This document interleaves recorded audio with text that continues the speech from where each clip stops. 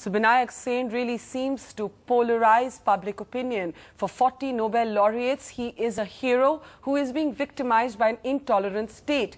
For others, he is somebody who broke the law and therefore must be punished. On the program today, we look at why Binayak Sen evokes such sharp and different reactions. And is Binayak Sen being made an example of? Is the judicial system responding to him in a disproportionate and unfair way? Also, is it correct to internationalize the debate around him? Should the perspective of the Nobel laureates, for example, matter? Let's get started with this debate. Let me start with somebody who signed on to a petition demanding what she called justice for Binayak Sen, Sharmila Tagore.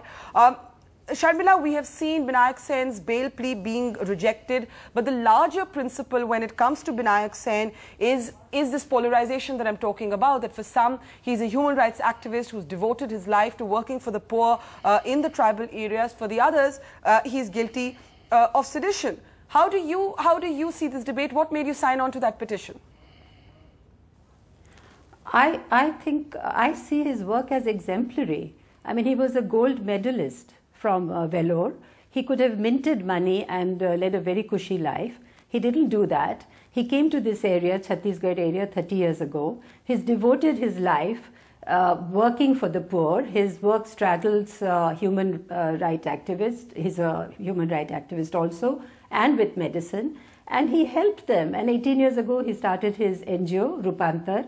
And they have, I mean, he's won so many awards.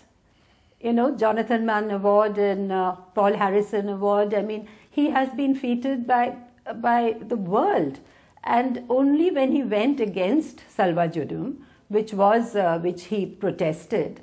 And as you know, I mean, this organization, PUCL, which was started by Jai Prakash Narayan during the emergency. So he's been involved with, where has he ever harmed anybody? I mean, he is a follower of Jai Prakash Narayan. He believes in non-violence. I mean, how can anybody in their wildest imagination imagine him to be involved in any sedition? Has he incited violence?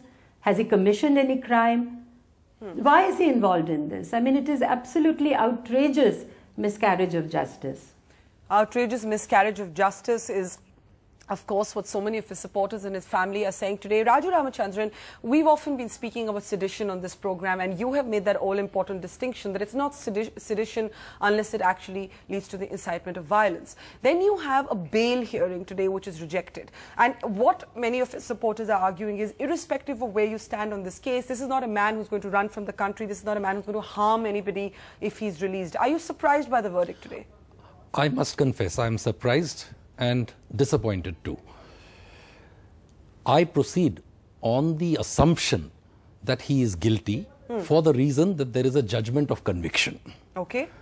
But the sentence imposed on him was an outrageous, savage sentence, life imprisonment, when the normal sentence for the offence of sedition is up to 3 years.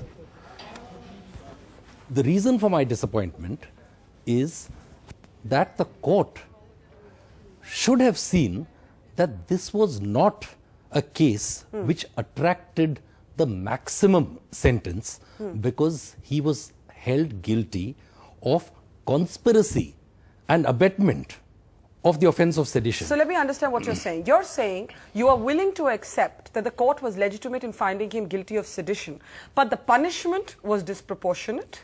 It was savage, and denying him bail is ridiculous for you. Exactly. So you're not an out-and-out Binayak is innocent perspective. You are just that this does not add up with the due process of law. That's right. Because if this attracted a much lesser sentence, then the court should have seen this as a short sentence offence. And in such a case, normally an appellate court grants bail.